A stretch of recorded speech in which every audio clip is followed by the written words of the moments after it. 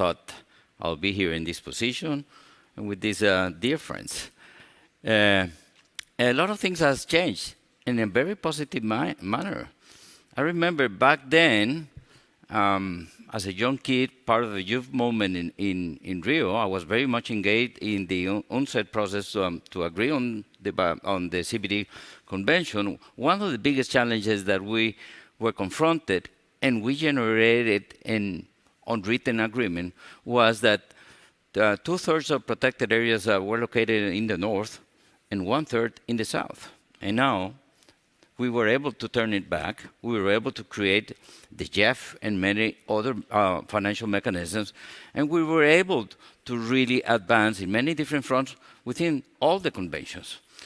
Initially, after Rio, I worked very much in CBD as a Costa Rican negotiator, but after a while, I was attending the 3 conventions. I got more than 32 cups under my belt throughout the different conventions. And yes, it took us 25 years to overcome the dichotomy of the Annex 1, non-Annex 1, and agree on the Paris Agreement. It took us, 20 years to get to the Aichi targets, and it took us quite a while to get to understand that land degradation underpins everything, and is the convention that gave us the landscape vision and approach. We've been evolving, growing, and consolidating. Now it's a matter of really being extremely smart on how we do the amplification and the upscaling. And that cannot be done if we don't understand the need of coherence and complement, but most important, integration. And the GEF has been part of this evolution. We went from working at multifocal areas all the way to the impact programs. And just a few months ago, we were able to agree in the context of our replenishment, full integration and full flexibility. Full flexibility to the countries to use the star resources to address the multiple opportunities to work throughout the whole conventions, giving us the opportunity to have a higher impact as well at the country level, so we can work across different sectors. Because one of the biggest challenges that we are confronted with in terms of implementing the convention is the fact that the institutional framework at the country level doesn't fit the integration that we're working on at the level of the conventions. We still have silos and sectors working individually and separately. I wish I can have, as GEF operational focal point, all the focal points of the conventions working together.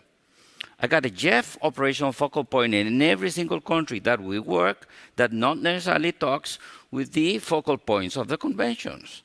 So at the end of the day, what comes up to us at the GEF is the vision or the priorities of the GEF operational focal point.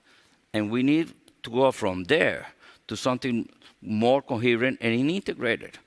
We should go from one operational focal point to a steering committee where you will have not only the focal points of the conventions, but the authorities from planning, finance, and agriculture as a minimum.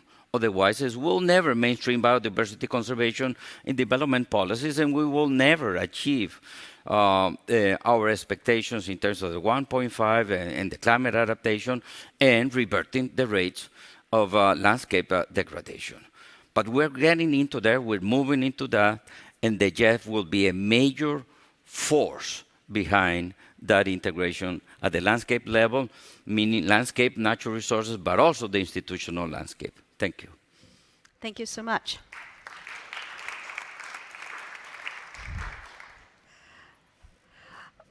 So, from these opening remarks, we can clearly see that there have been great strides in integrating and bringing together these three conventions in their operations, yet there's still more work to do, particularly at the country level, in terms of integrating the work for implementation of the conventions. And so now we're going to go into a few more detailed questions, and I'd like to start with Ovais. At COP26, countries concluded negotiations on the Paris Agreement implementation guidelines and started what might be called the era of implementation. Can you describe exactly what that means for climate action in the coming years and how it relates to the work of your sister conventions on desertification and biodiversity? Thank you, Pam. Good question there. And very briefly, there are two aspects to your question. One is post-COP26 in Glasgow, which was a huge turning point for the process and a very important milestone in the life of Paris Agreement, maintaining the commitment to that agreement by concluding all the remaining aspects, the famous Article 6 on carbon markets and transparency framework. So all that is done. So what remains then is to implement it, to unleash its full potential. And that's what COP27 in Sharm el-Sheikh will be all about, or in fact that work has already started. And what that means in practical terms is governments and parties need to ensure they enhance their NDCs and submit it as soon as possible. It's happening as we speak, and we're working very, very closely with all those parties to make sure that their NDCs reflect the targets and the goals and ambition that is called for and many of the countries committed to in Glasgow. So the question is now is to how to make sure that that happens, that gets reflected in those decisions. Because by the end of the year, as many of those NDCs that are submitted will then form the basis of the global stocktake next year. So that is the utmost urgency as we speak right now, and that's why COP27 in Sharm el-Sheikh is referred to as COP of implementation. And that's where the highest level of importance, political engagement, is being attached to and generated going forward. Now, COP27 also will have three areas which would it will focus on. One is obviously the mitigation, finance. Finance will be a key component beyond the 100 billion, because 100 billion was just a token amount, but what is needed is much, much more and greater than that amount. And as we have heard also in COP26 in Glasgow, much more focus and demands by the developing countries on loss and damage. So that will also be a very important area of negotiation leading up to COP27. So back to the central part of the question is how all that comes together. Once again, as I said at the beginning, all our three conventions need to coordinate and make sure that our work and our approaches to our different parties and from the different work streams is very well integrated. And that is happening as we speak. Okay. Thank you.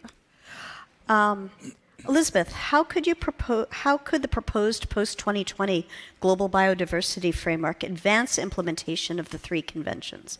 In particular, what impact would it have at the national level? Thank you very much. Indeed, currently, post-2020 global biodiversity framework is being negotiated. It is expected to be universal, meaning to be implemented by everybody. When I say everybody, it's not just governments, but all other stakeholders, business, financial institutions, women, youth, you and myself, individuals. So that is one.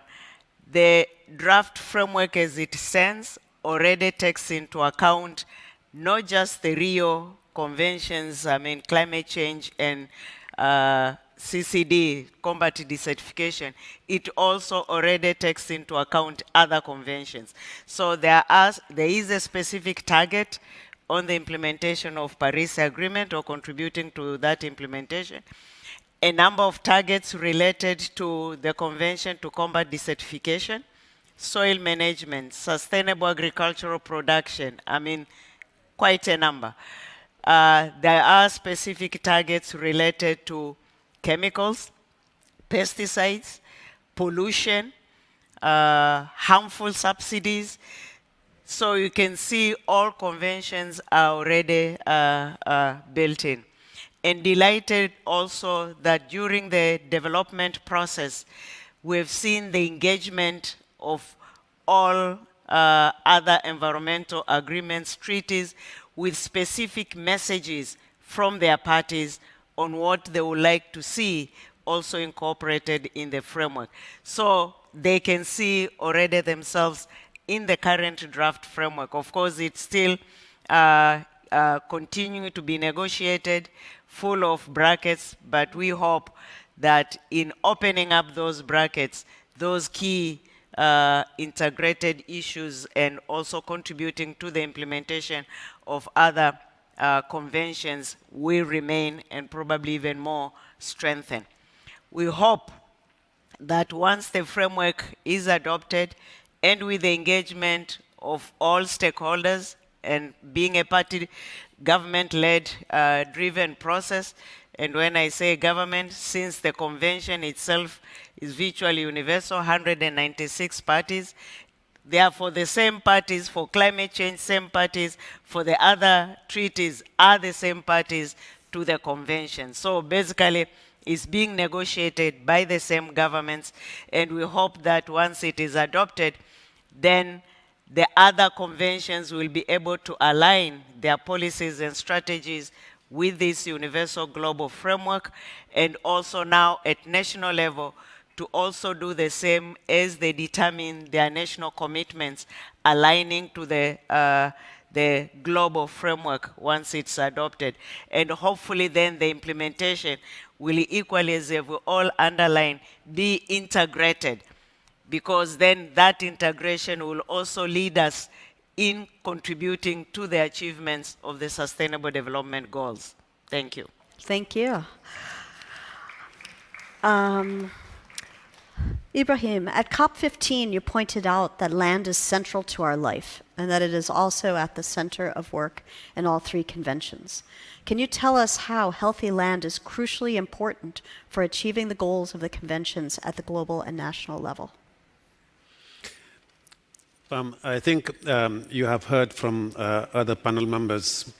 50 years ago, some leaders came to Stockholm and opened a way to the world to understand the global issues related to the environment. 20 years later, the 3 Rio Conventions were born, and many other conventions and treaties came just before or after 1992. Today, in 2022, we are in a situation where the world has never had as much science about the environment. We have never had as much knowledge about environmental issues. We have never had as much feedback from previous processes as we have today. And I think the world seems to be ready now to take another step forward in terms of integrating these approaches and understanding that the silo approach is not working. It is not working at the national level, it is not working at the global level. And we have a number of people from around the world that are saying, you got to be more integrated. And I think that message is getting to governments. Hopefully it will be further, integration will be further mainstreamed. Now you asked me about land, because of course you have goal 15 in the SDGs, and goal 15, target 3 is about land degradation neutrality. And you see, land is a sort of, we as human beings, we live in land. And our impact in land has been absolutely fascinating. There are 5 billion hectares of land that are being used at the moment for agriculture. Not only for food, but for agriculture, including farm, including livestock, including for our clothes and everything else. So 5 billion hectares are being utilized at the moment in the world, a maximum of. Statistics vary a little bit, but let's just say 5 billion. What does that mean? It means that in the last 100 years, we have thrived as humanity. We have never been as rich as we are today. We have never been as prosperous as we are today. We have never had as much advance in terms of science and knowledge and medicine and technology as we have today. but that has a price. And we have come to realize that we cannot just keep going head on, because the way we have been doing it so far has not been sustainable. The way we have been producing on our land and the way we have been consuming what we are producing on our land is not sustainable. We are depleting biodiversity. We are causing more problems to climate, because land use is probably the second or the third emitter, depending on countries. So we have reached a point where we need to take a step back and think, what have we done wrong, and how can we correct this? Of course, we have a big role and a big task on oceans, but my mandate is on land. And I will tell you that if you restore land properly, if you manage land properly, you will contribute to biodiversity conservation, you will reduce emissions, because many countries, especially developing countries, have the largest emissions coming from land use, not from industry, because it is not yet existent, very strong. So that integration that we are talking about is not a buzzword, it's reality. So in a way, if you achieve the global biodiversity framework that is being discussed today, I will be very happy, because you would have conserved land. If you achieve NDCs, most of the NDCs that we see coming from the world have land integrated in it. Normal, because you can call it agriculture or livestock or whatever, but it is land. So that integration should happen and more integrate in a more integrated fashion. We have global financial mechanisms like the GEF or the GCF or some banks. That's where we need to be more cohesive in the way we are promoting these programs. You know, Carlos Manuel, as you were speaking, what came to my mind is to say, are we really assessing the impact of the GEF as much as we should have done? Because we keep evaluating projects, one project after the other. But are we looking at the sum? Are we looking at the global impact that this is having in the world? Just take a step back and think, okay, over the last 30 years, how many ministries of environment have been supported? How many policies have been supported by the GEF or the GCF or the three conventions? Are we really treating this in a more coordinated way? And how can we inspire the rest of the world to follow by continuing to build that integrated approach that we are talking about? So you asked me about land. I can see that I'm going beyond land, because I don't think that silo approach will work for anybody. And I am a strong believer of that integration. And there is one authority in each country, name them prime minister or president or whatever, or king or queen or whatever the leader is. But that authority should have that global picture and bring that to bear, both public and private sector. Thank you, Bam. Thank you.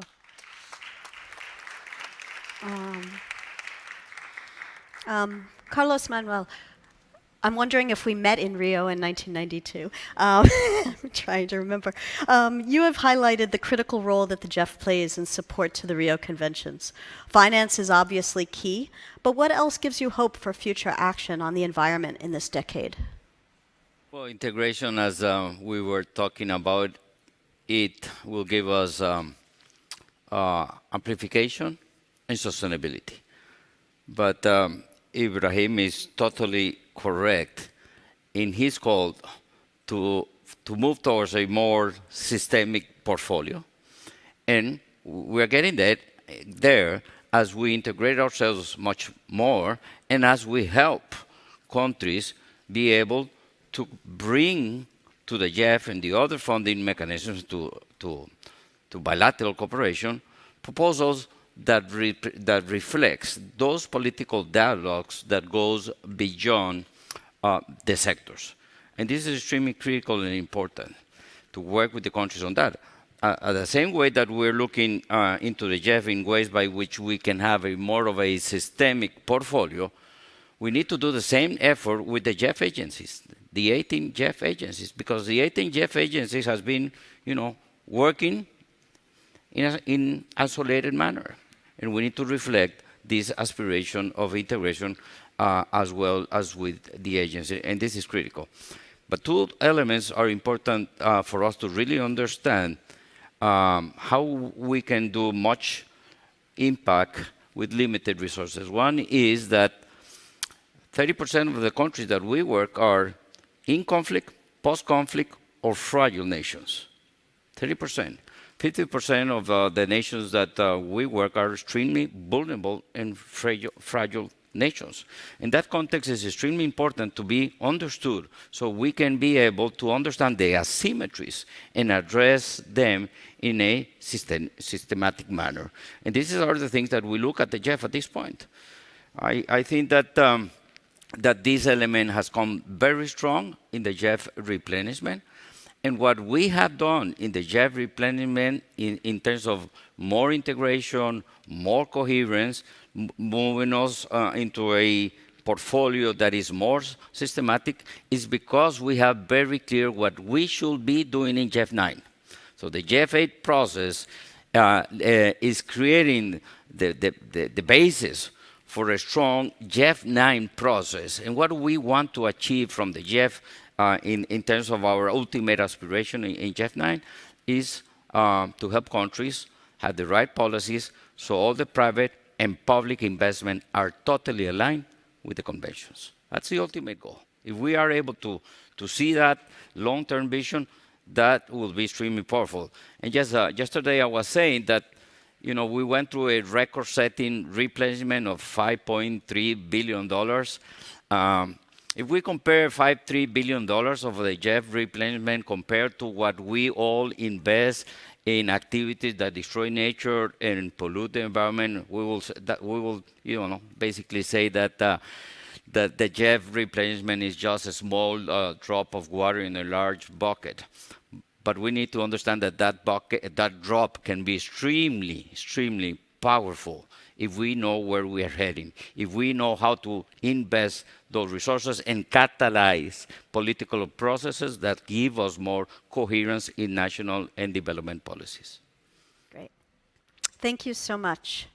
So from this last group of questions, it is pretty clear that it is necessary to not just break down silos at the international level, but it has to be broken down at the national level as well, and subnational level, to be able to work together so that implementation of one convention is very clearly implementation of all three.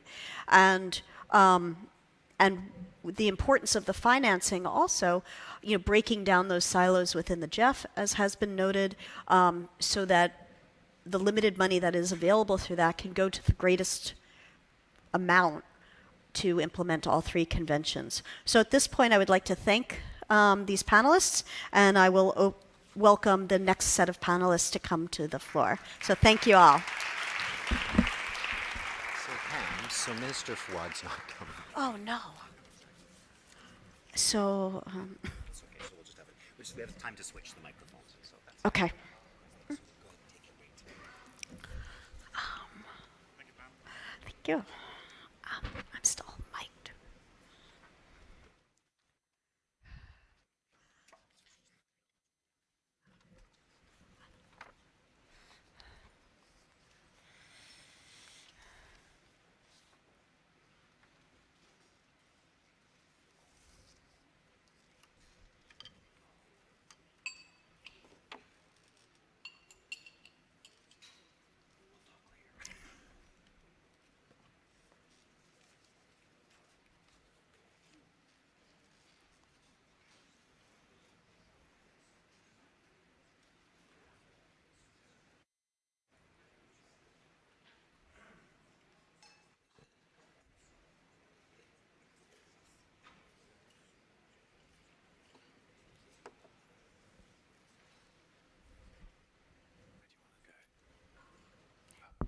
Okay, yeah.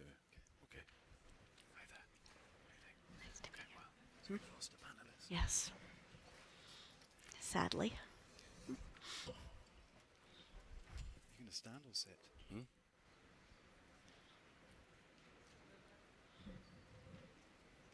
Okay. Should we start? Okay. We'll now turn to the voices of the presidencies of the three conventions, or at least in this case, two conventions.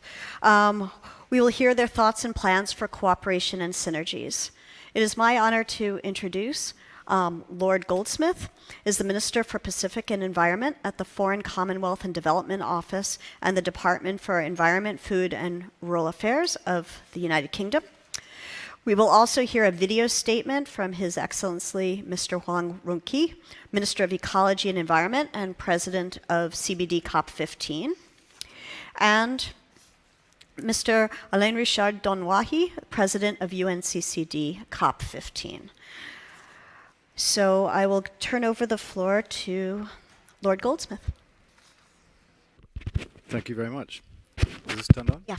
So I thought we were having a discussion, but I'm going to take that as a blank check. Yes.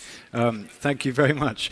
And it was wonderful to hear the previous panelists, and particularly Carlos, who's just an inspiration, going all the way back to his first time as a minister for Costa Rica, and his successor, Andrew over here, Andrew Meza, who I regard to be one of the great champions for nature in the world. And nature is the thread that runs through all these conventions, and it's an obvious thing to say now. I think people just assume that's the case, but if you consider that in our global efforts to tackle climate change, until very recently, nature was a very, very sort of poor cousin. So I think 97% of all global finance on climate change was technology, was about the green transition, but it did not focus on nature-based solutions. They got about 3%. But we know, as you all know, that there is no credible pathway to net zero. There's no solution to climate change that does not involve nature. It's just not possible. You could have all the technological innovation and wizardry that we know we need, and we're beginning to see, but if you don't focus on repairing and protecting those ecological systems that provide us with absolutely everything we need, then those efforts are worth nothing. There's no technological substitute, for example, for mangroves. You consider the impact of the benefit of a mangrove, absorbing carbon, protecting coastlines, providing nursery for the fish that we depend on and sustain the communities, the fuel. It just goes on and on and on. There's no technological alternative or substitute to that. So I think that argument has now been won. It's why we as COP presidents did everything we could to bring nature from the margins, put it at the heart of our approach to climate change, as we're trying also domestically, but in particular in the context of COP internationally. And the effect, I think, is that a good climate COP should have a direct impact on a biodiversity COP and vice versa. And of course, Ibrahim's efforts in relation to desertification, I think, flow absolutely between those two imperatives. So we talk about the linkages between these conventions. The links are there. We don't need to invent them. The link is nature. Nature is the answer to so many of the problems, so many of the questions we pose. And it just feels to me that even in the context today of these huge immediate challenges, the challenges of what the horrors that are unfolding in Ukraine at the moment, the fact that we're emerging from this unprecedented pandemic which has crippled economies, even of those economies of countries where they didn't have COVID, have been absolutely hammered as a consequence of our response to COVID. But notwithstanding the fact that those might be the most immediate pressing concerns on so many people's minds, not least governments, there is nothing more important than the bigger imperative of restoring our relationship with the natural world. And that's what these three conventions are about. That's what they should be about. And our job, all of us, whether civil society or governments, is to just maximize ambition at every single opportunity. And if we can make the CBD COP at the end of this year, we hope at the end of this year, it must be the end of this year, if we can make that COP into a Paris equivalent, a Paris moment for nature, then we do have a chance, I think, of putting the natural world, ourselves, on a path to recovery, you might even say a path to survival.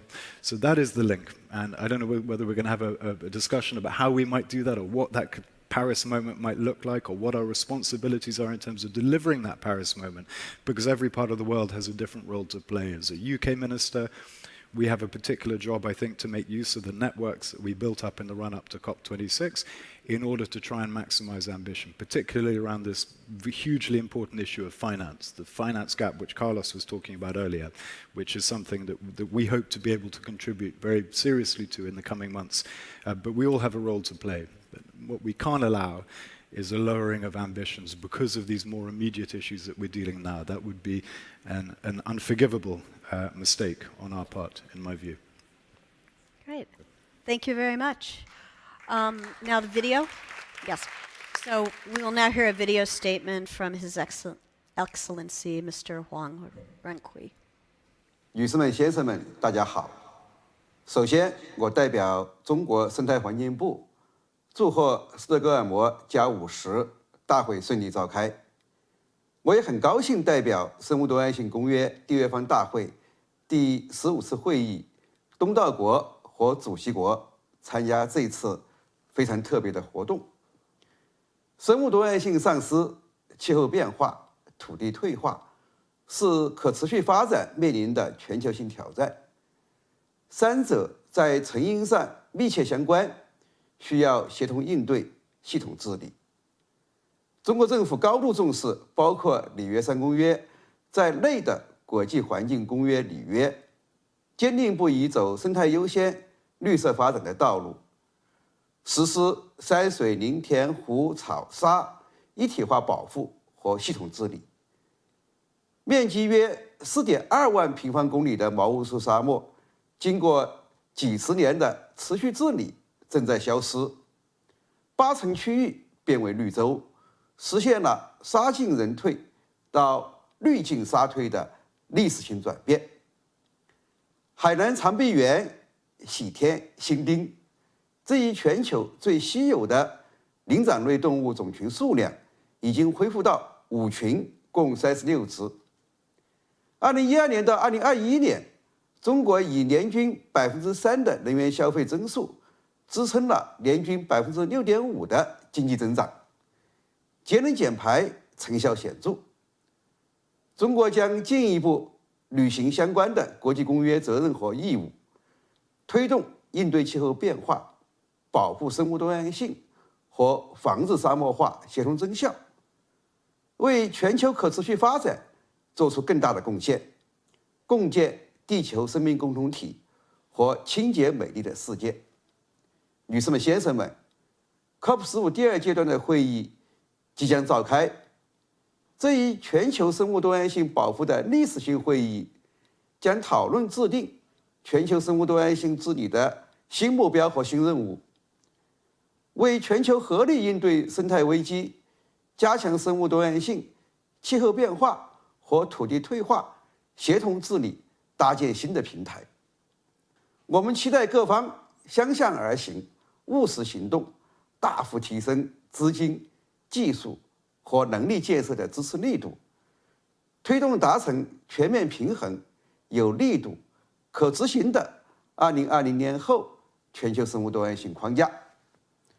中方愿支持全球环境基金继续发挥国际公共资金主渠道的作用，欢迎其他各方积极调动更多的资源，为共同构建公正合理、各尽所能的全球环境治理体系做出新的、更大的贡献。谢谢大家。Thank you.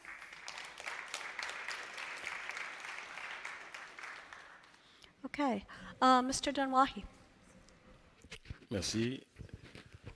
Thank you for being invited here to talk about my new job as COP president. You know, we just finished the COP 15 in Abidjan, and I was just elected president of this COP.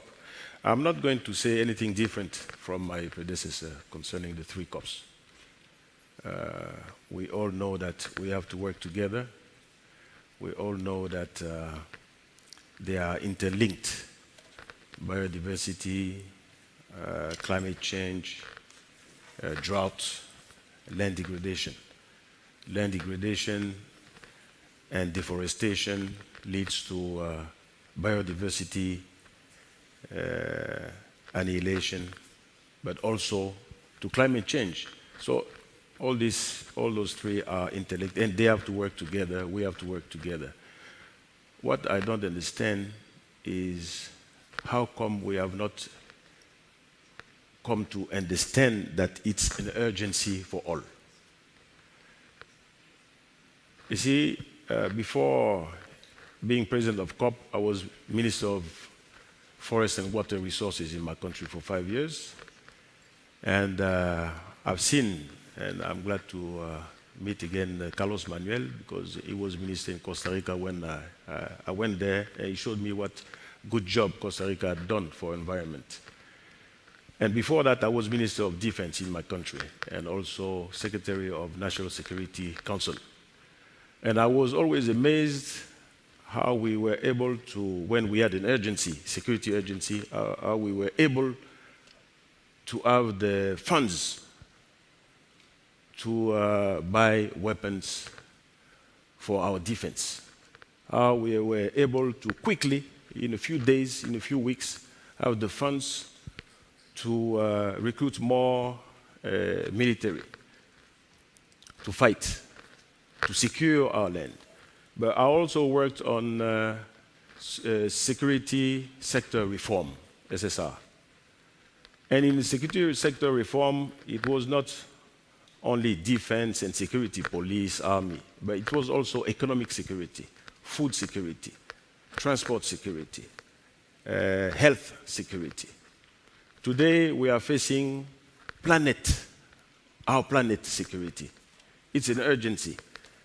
And we should not be waiting to act, to have results on the ground for our countries.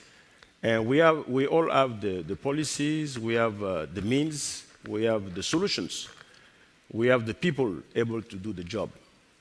But we need a strong, very strong political will at the highest level to make this work.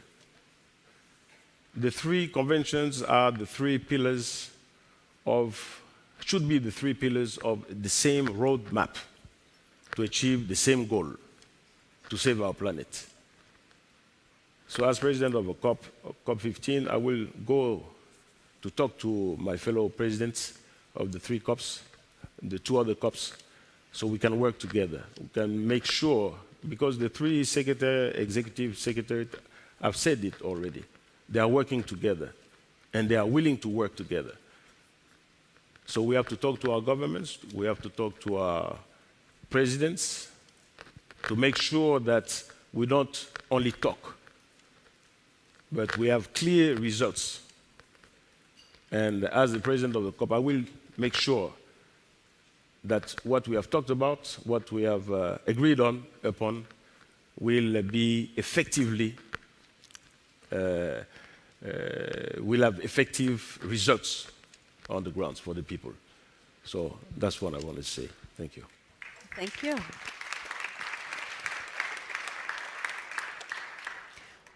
Okay, Lord Goldsmith, building on the linkages established at COP26, what more now needs to be done, in your opinion? I'm going to just do one thing before I answer a question. And it's just, I love the point that's been made by my colleague here about the ability to respond to crises. And actually, the most obvious example is COVID. I mean, we closed down the global economy. I mean, the costs are astronomical. We don't even know what the costs are. They're mounting every day. And yes, this was an effort to save lives, and undoubtedly lives were saved. But what we're talking about here today, and what these three conventions are designed to prevent, is a loss of life on a vastly different scale to even some of the more pessimistic predictions in relation to COVID. It may not be as immediate, and you may not see people dying in quite the same sort of graphic manner that we saw with COVID, but we're talking about undermining whole communities, in some cases whole countries. I've been meeting representatives of small island states that will disappear. So it is a really very good point that was made, and actually one that government should bear in mind. Our job is to, we want maximum ambition at the CBD. We want agreements around 30 by 30, protecting 30% of the world's land and ocean by the end of the decade. We want targets around species decline. We want targets around ecosystems restoration. We need mechanisms in order to ensure that governments don't just sign these things and then walk away. There needs to be some mechanisms of accountability agreed within the CBD. Incidentally, as COP26 presidents, we we've secured a whole bunch of commitments around nature, but our obsession now, our job now, our responsibility now is to give meaning to those commitments that were secured. Otherwise, they're just commitments that exist on paper and on that basis are worth nothing. So we do know we need to follow through, and we can't allow these declarations to go the way of previous declarations. If we can make happen what was promised at COP26, just on nature alone, that amounts to around 10% of the challenge we face in relation to emissions reductions. There's nothing else. Even coal, which is obviously disastrous for climate change, is less important from an emissions point of view, let alone all the other benefits of protecting nature. So we really have to make real those commitments that were secured. We have to secure big commitments at the CBD, and we know that in order to do that, we need to come up with a package, a finance package, which will give confidence to those nature-rich countries that are less economically rich to sign up to ambition. And part of that's public money, and we are talking relentlessly, I should say, with other donor countries to try and secure some direct finance. We're talking to philanthropy. But even if we're successful, even if we're very successful in securing that direct finance, it's still not going to be anything like enough to sort of match the nature gap that we know exists. And for that, we really need to do other stuff. We need systemic shift. We need to deal with these subsidies that have been a feature of Stockholm plus 50, and I'm not going to go into them now. You know the numbers. But it's just insane that we should be using public money, taxpayers' money, to degrade the public good. It just does not make sense. So shifting those subsidies is key. But also, we know that there's a huge amount of money out there in the corporate world waiting to be invested in repairing and restoring nature. And we do need to work together to create those mechanisms to allow, to unleash that finance for the purposes that we're here to discuss today. And we're not that far away from being able to do so. There are pockets of examples around the world. Ecuador, we heard yesterday, have organized a really innovative debt swap, which is going to finance their very ambitious plans around marine protection. This is it's a clever mechanism, but it's actually very simple. And there are lots of examples of those kinds of things which we need to facilitate in order to start taking a chunk out of that finance gap that exists. Because we know that without a serious, credible, robust, holistic finance offer, we're just not going to get the ambition that we know we need. So that's a big part of what we're trying to do, and for the UK, that is probably our top priority for the next few months, and undoubtedly beyond. Okay, thank you. Mr. Denwahi, how do you coordinate implementation of the UNCCD COP in Cote d'Ivoire? In Cote d'Ivoire, we have a chance that during that COP was made an important declaration, which is the Abidjan Legacy Program, which is not only a declaration, but a program that should be able to, if it is implemented the right way, and we'll make sure it is, will change the economy of the country. It's a program with 4 components based on fighting against deforestation, putting up a new sustainable and durable economy of agriculture, especially for cocoa, and then which the third and the fourth components will be making the value chain more sustainable, new jobs for the youth and the women, and also the question of land tenure, which is going to be addressed in those components.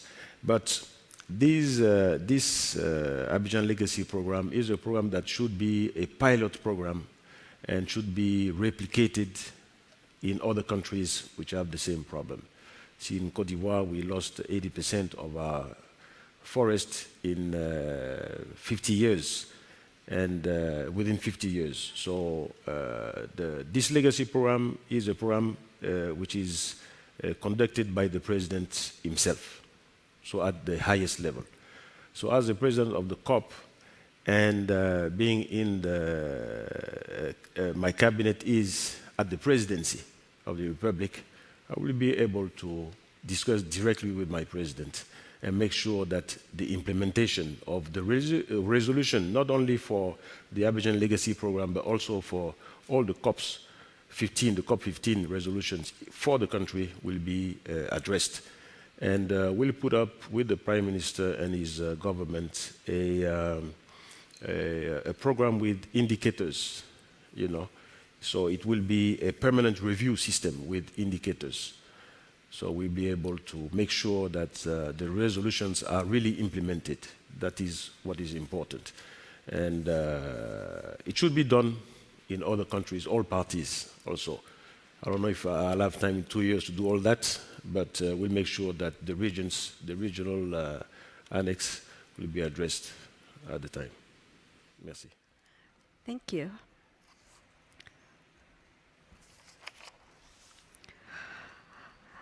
So just to wrap things up a little bit, it's very clear that both at the intersecretariat level as well as at the intergovernmental level, the pieces are in place. We know what to do. We know how we can implement all of these conventions jointly. We know what we need to do to finance these conventions. We know how to even go beyond these conventions into other sectors, whether it's forests, other species loss, beyond the Convention on Biological Diversity, wetlands preservation. All of this is very interrelated, and I think the pieces are all there, and I think it was very clear in today's panel just how those pieces are starting to fall together. But the next step, as has been said before, is we need to move from these words, from these resolutions, from these agreements to action. And looking across these three conventions, the NCDs under the Climate Change Convention definitely can and do address land and do address biodiversity. The post-2020 Global Biodiversity Framework does link directly into climate change and directly into land restoration. And then finally, the land degradation neutrality target under the UNCCD is incredibly important for carbon sequestration and addressing climate change. And also, you cannot preserve biodiversity unless you preserve the habitats of that biodiversity, and including those microorganisms that are necessary for land restoration. So once again, the pieces are here. Now, as we've sadly said for 30 years, now is the time for action. Maybe 50 years, we can say that. But now is that time for action. And I think with what we have heard from the Jeff, the three conventions, and the presidencies of the three COPs, that maybe we're ready to make that pivot, and maybe over the next few years we will see much more action. So I want to thank our panelists and thank all of you for coming today, and enjoy the rest of the meeting. Thank you.